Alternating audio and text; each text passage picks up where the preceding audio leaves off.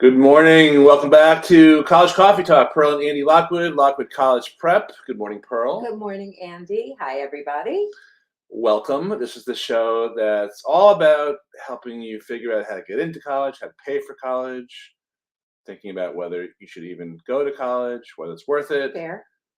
Anything goes. So we'll get into today's show, but first join us in a synchronized sip of your coffee or whatever else you may have. Pearl, good morning again. Cheers. Hope everyone had a wonderful 4th of July. I just want to know for the record that Pearl is battling a tremendous case of golfer's elbow right now. She's playing in pain. So thank you for your service. Thanks. Thanks for sharing. Well, I mean, you know, For our interested listeners. People don't know what goes on behind the scenes, Yeah. the level of commitment you have. I'm quite the soldier. You didn't even wear one of those compression things or... No, there will be no attention seeking here. Okay, good. No apparatus. Okay. All right. Well, so today we have a few things to cover. First of all, we're going to talk a little bit about student loans and some updates to what's happening. We'll spend a little bit more time talking about the college essays and applications. Tonight is actually the first night of 2 where I'm going to be doing 2 lectures, one tonight, one tomorrow night, for everyone enrolled in our boot camp, which also includes our one-on-one private college advisory clients, class of 2025 specifically. So I have some highlights I want to just share today to everyone who's even if you're a client or not a client. And I also saw something that I thought was worthy of bringing up. It's a news story. I guess there was a press release put out by Fitch Ratings, who rates many institutions, including colleges. And their story was that in 2023, fiscal 2023, private colleges were actually profitable. They saw a net increase in tuition revenue, and then I believe they define that as the tuition less any discounts that they have to give. But the story went on to say that the colleges are still under tremendous amounts of pressure. They're cutting costs. We're seeing signs of colleges closing down, usually the smaller ones, or combining, like we just saw with Marymount and Northeastern, who's been quite acquisitive in the last year or so. So what I think this means for people sending kids to colleges next year, maybe even this year, is that there might be more leverage for negotiating better deals because colleges are under pressure. So that's my hope. Right.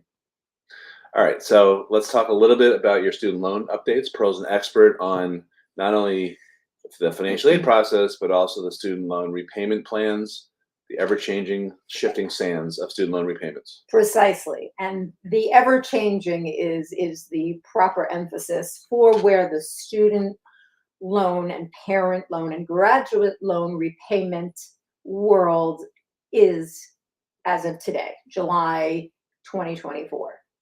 So basically, we've seen the attempt initially for loan forgiveness in the amount of $10,000 and $20,000 respectively if you have parent loans.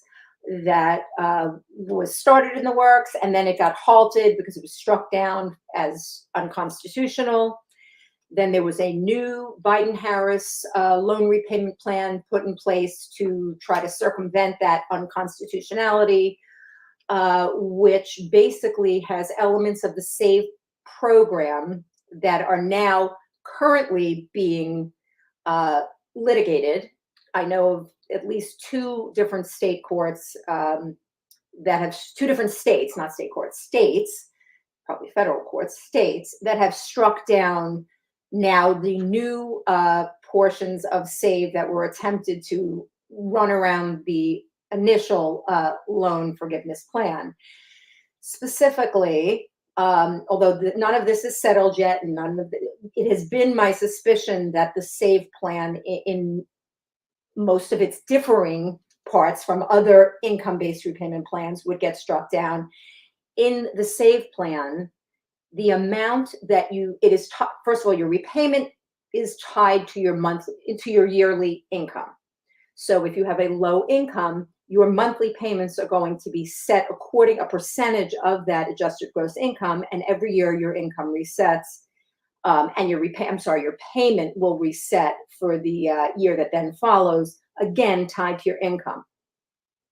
However, if you were ordinarily under paying back the loan, supposed to pay, let's just say $4,000 a month, but under your SAVE plan, your income-based repayment plan, let's just say you only have to pay $1,000 a month, the $3,000 that you are not paying, you are not being penalized on currently with the SAVE plan. Yet you're not paying it and nobody's paying it, but your loan balance is not going to be affected as a result. So that doesn't really make sense math-wise. And so too, a couple of courts have agreed and have found that, I suppose, unconstitutional. It has not run up to the Supreme Court yet, so we're kind of in a waiting plan.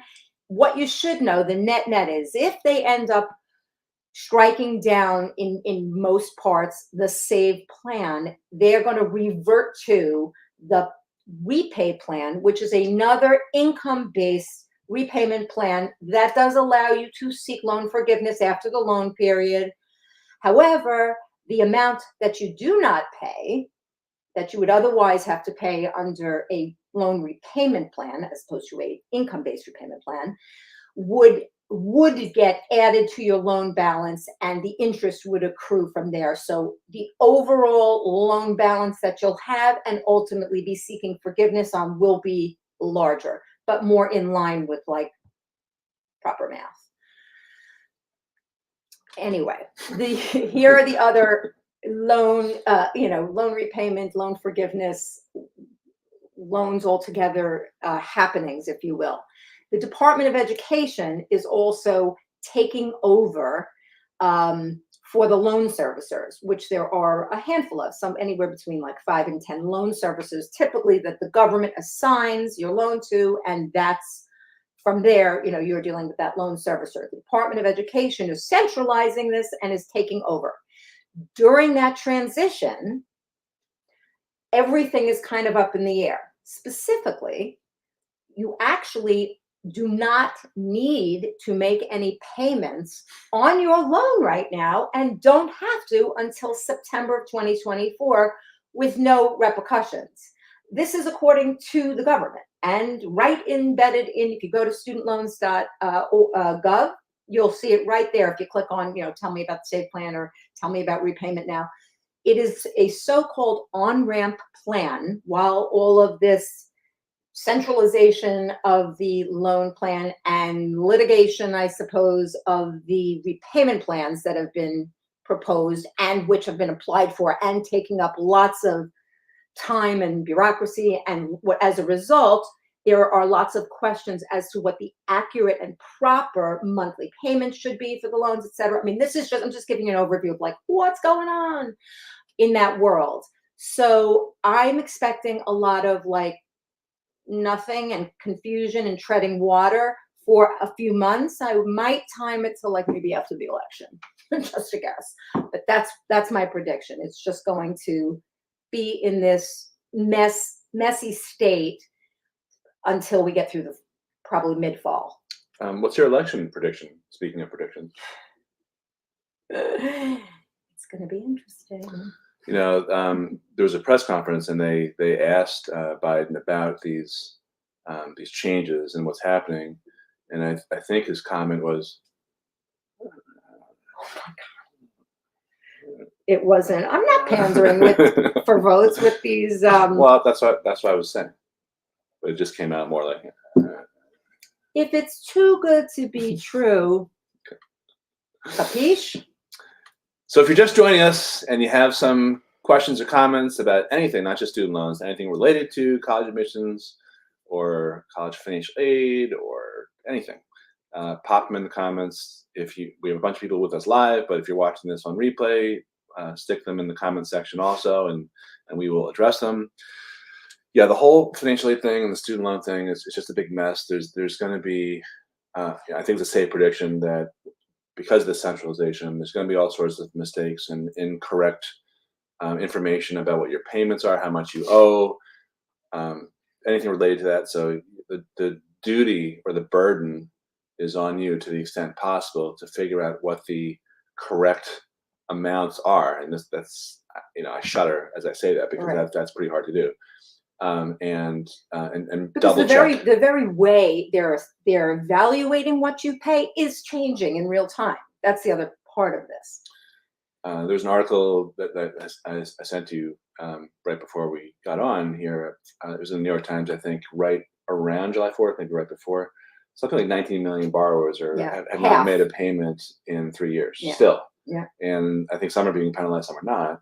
Right. But it's a big problem. It's a big problem. And one thing I did want to add, one thing that's not complicated, you can borrow all the money you want for paying for college for the given year. Meaning, I don't mean all. You can borrow as a parent the entire cost of attendance with ease, unlike any other loan you would seek out there for any purpose. The ease at which and the lack of scrutiny with which that a parent can borrow the entire cost of attendance, which is room, board, tuition, the whole kit and caboodle for a year of school, happens still effortlessly. So continue to borrow, continue to jack up the loan debt repayment issue. So this is why colleges have absolutely no incentive to change their price point. It doesn't affect them, because the ease at which families can borrow and get this money and get this expense taken care of without actually coming out of pocket is remarkable. I think at this point I should insert a disclaimer that nothing in this show is intended to be financial advice. You should always consult a financial advisor. We are not financial advisors. I'm just saying what happens to be available in our current working rules of student loans and parent loans. And you have to understand sarcasm also to watch this show. Sarah says, very timely topic on loans, since we just got our first bill today for freshman daughter starting college in August. I love your show. Thank you very much, Sarah. And if anyone has any comments, I see Rob and Tracy, Chrissy, and a bunch of other people are watching. Feel free to pop in your comments and questions. Okay. Switching gears? Sure. Unless you have any more loan, financial aid, wit and wisdom? I think we've bitten off a bit. Okay. So one of the things I wanted to talk a little bit about were the applications and essays. Another thing that I think would be a good segue that I wasn't intending to talk about, but I think we should, is the financial aid process. And I'm talking specifically to class of 2025 families. So much of what we cover normally on shows like this or our webinars, and probably our books too, is that the formulas, how they work, how to, get more money, how to hide your money, how, tactics and things like that. But something that gets overlooked, probably even by me, or at least de-emphasized, is that it really matters where you apply. So at the beginning of the show, I spoke about how colleges are seeing a growth in net tuition revenue. And define that as what they charge versus how much they give away. So the average discount for a private college is over 56%. So if you are looking for aid, whether that's merit aid, because you don't think you'll qualify for need-based aid, which is a different discussion, or any type of money, you need to target, number one, colleges that are generous, which tend to be not the big state universities. That seems to surprise a lot of people when they apply, the kids get in and they get a financial aid award and they're like, where's the beef? Private colleges are far more generous than state universities. And by state, I mean out of state as well as in state, wherever you live. So you've got to target the generous colleges, but also the ones that will be generous to your child, which is a whole nother, I think, pretty egregious, massive mistake that gets made in this process and we see this all the time, particularly Pearl, who files financial aid applications for like 400 families every year. And a lot of them are shocked when the kid gets in to a school that was, maybe a reach. They had to beg, borrow, and steal and scratch and claw their way to get in. and then they get a very light financial aid award that looks a little bit less than what we would have predicted in a vacuum.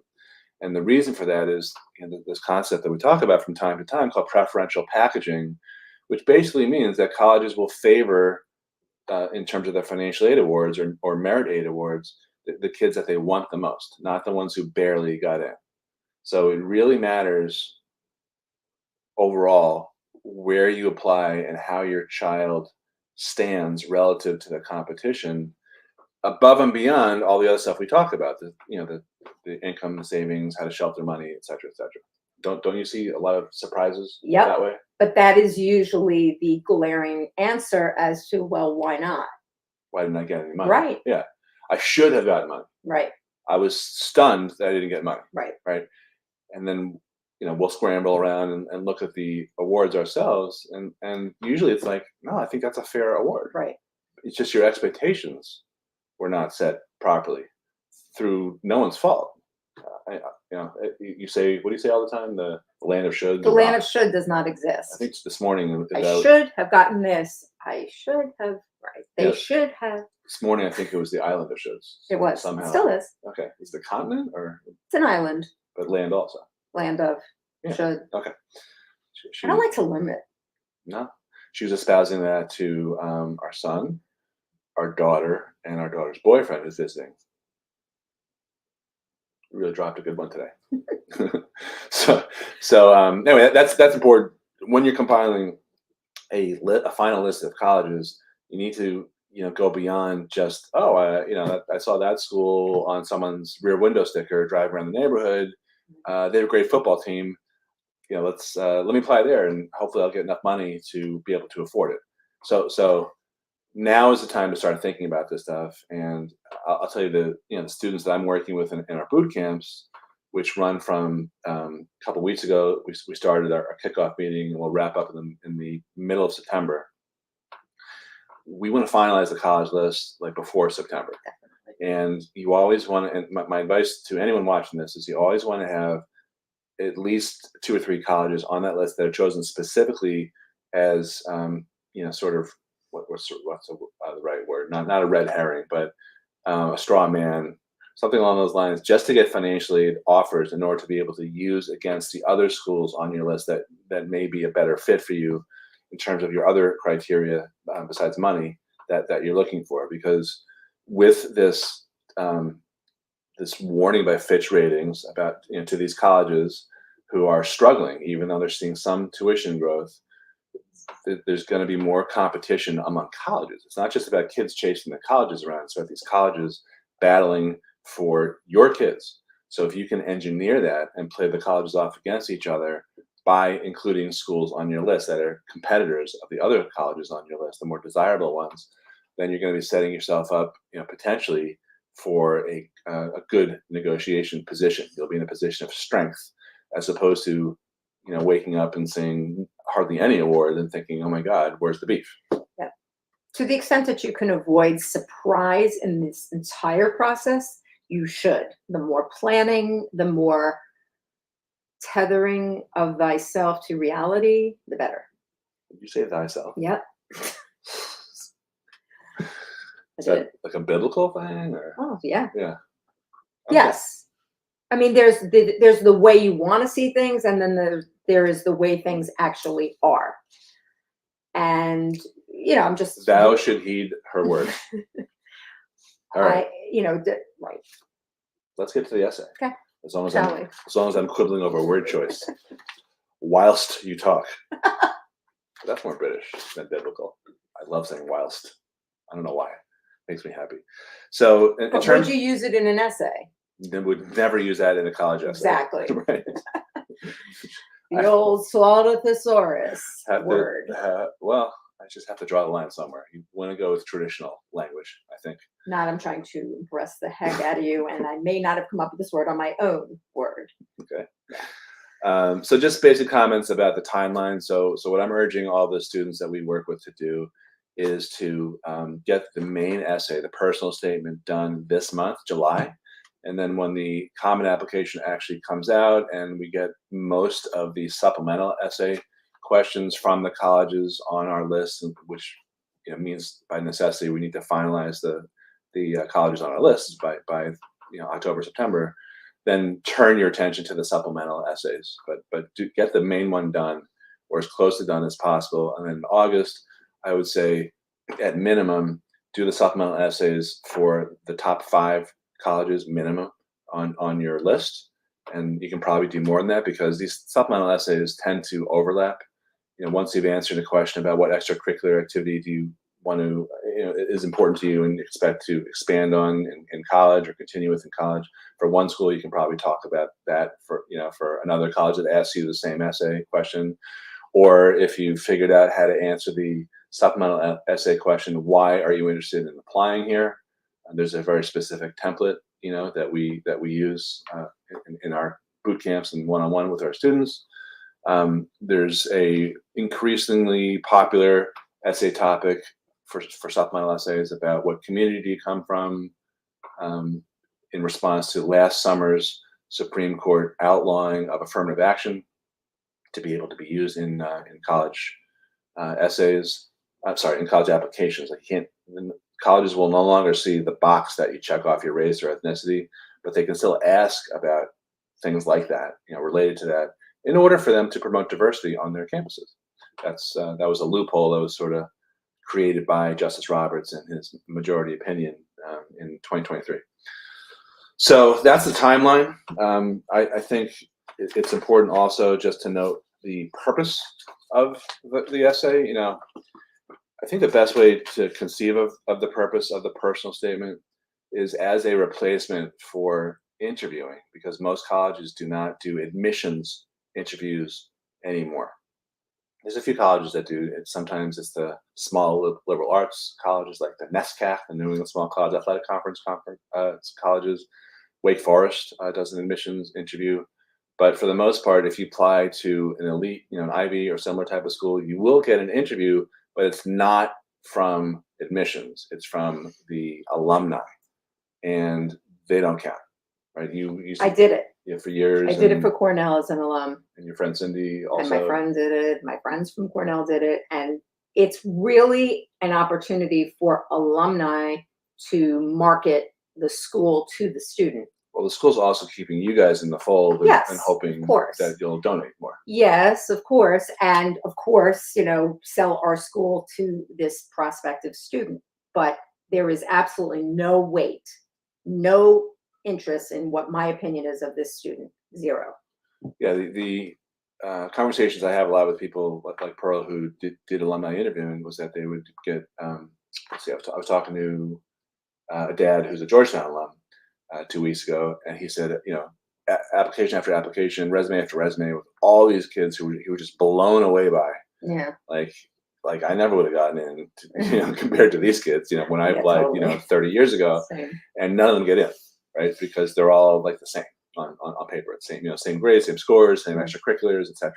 So that's another thing to be thinking about, not so much for class of 25, because your extracurriculars are sort of in the books at this point, but for younger kids, 26, 27, even 28, you need to be thinking about what can you do that's not the same as everyone else. So if your whole application is about, well, let me list my honors. Okay, I have 5 spots, and I'm in National Honor Society, and that's it, right? So number one, 70%, 75% of kids at any given high school get into National Honor Society. So that's not going to get you into a big school, a great competitive college. And number two, you have 4 other empty spots to fill up. So those are opportunities to stand out. So our daughter applied to a couple of what I would consider random contests for poetry a couple of years ago. Yeah. And she won something out of state somewhere, and I think she got some other accolade like that, Published. Yeah. Right. Well, that wasn't an award, but she did other things as well. But there are opportunities to seek out these other contests, which tend not to be overly competitive also. And, so ask your teachers, if you're a writer, ask your English teacher, ask guidance counselors. Sometimes they have lists of awards that you can, or at least scholarships and things like that you can apply for. And sometimes those count as awards for that activities, I'm sorry, for the honors section. In terms of activities, you want to be thinking about not just doing the same stuff that everyone else does, but atypical type thing. So it's great to be in a club, but it's atypical to be, a leader of that club, an officer. I think everyone understands that. But those things are important. But that's not the only thing you can do to stand out. You can start your own enterprise. It doesn't have to be a formal, 501c3 charity that clearly was created by mom or dad, but it can be some sort of informal entity that shows that you took some sort of initiative just to start up. It doesn't have to be sanctioned by the school. All these things count. They all paint a picture. There's this, I always call it the thread of continuity that should run through this application and communicate your value, what you could potentially bring to that college community. Because there's a tendency, which I understand why there is, in college applications to brag and make it all me, me, me, me, me. Of course, that's what you're doing, but it's more than that. You've got to show a bigger picture. It's not just about how great you are. It's about how you impact others. Again, it's value. It's communicating your value. How you impact, right, your community, and how you might impact your college community one day. And that's the same thing as a job interview, also. So, all right. So one of the segments I'm going to be teaching tonight for our clients is how to write an essay so compelling that it compels admissions officers to practically crawl naked over broken glass to admit your child, even if you haven't lived in some unpronounceable third world country or cured a pandemic. And I'm going to be talking about some of the biggest mistakes that kids commit that you want to avoid. So one of them Pearl mentioned already is overuse of big words or strange words, acting like you swallowed a thesaurus. Another one is not letting the essay breathe in between drafts, which is why I heartily, urgently advocate people start their essays now, even when they're not ready. Just stare at that blinking cursor and get something done.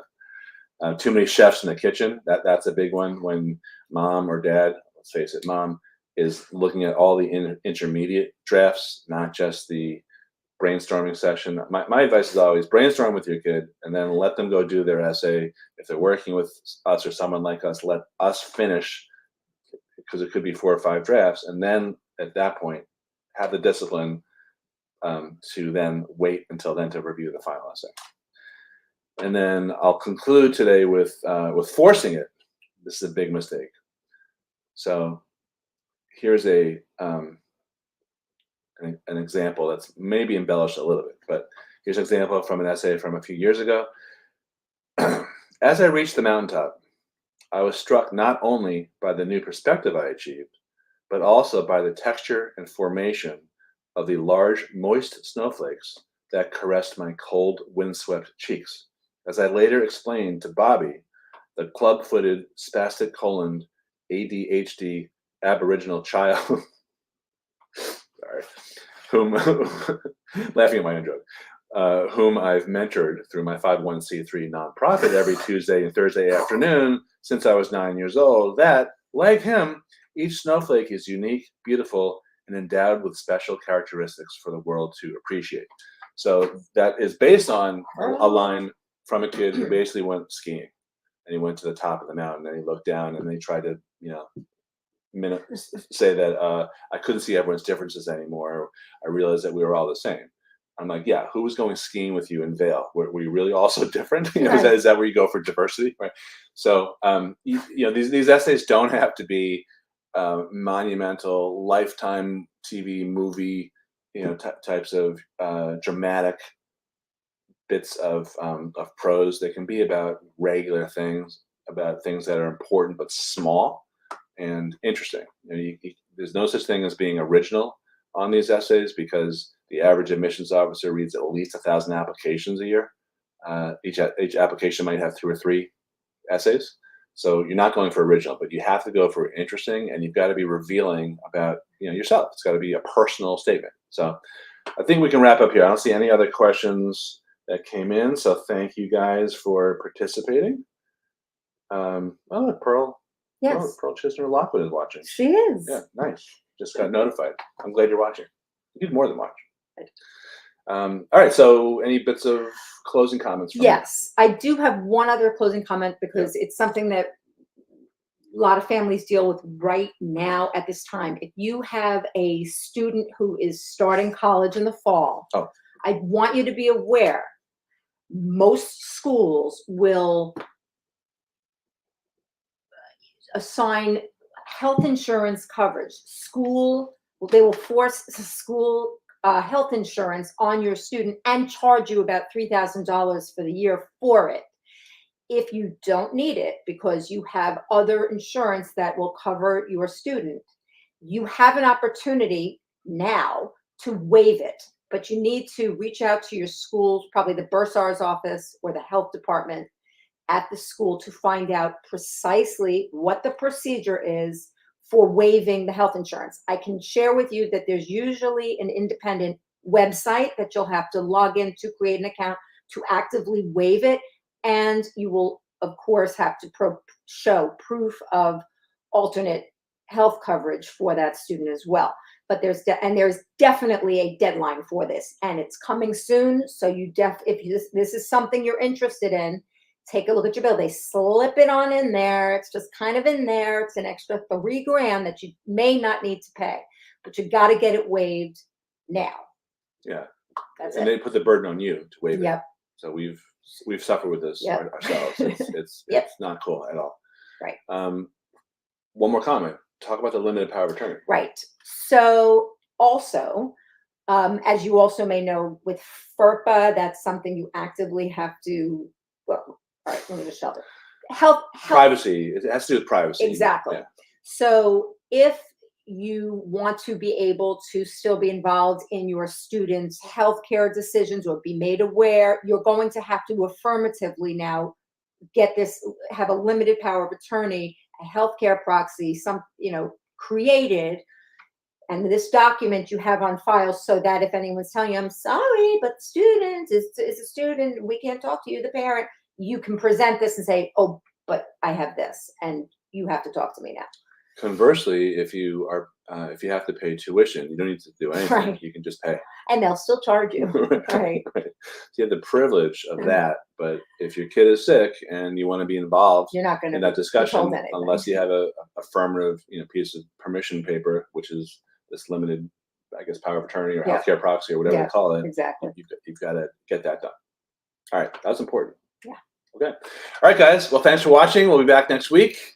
We always enjoy having you on and listening to your comments and responding to them. So pop them in there if you're watching this on replay, and we'll see you next week.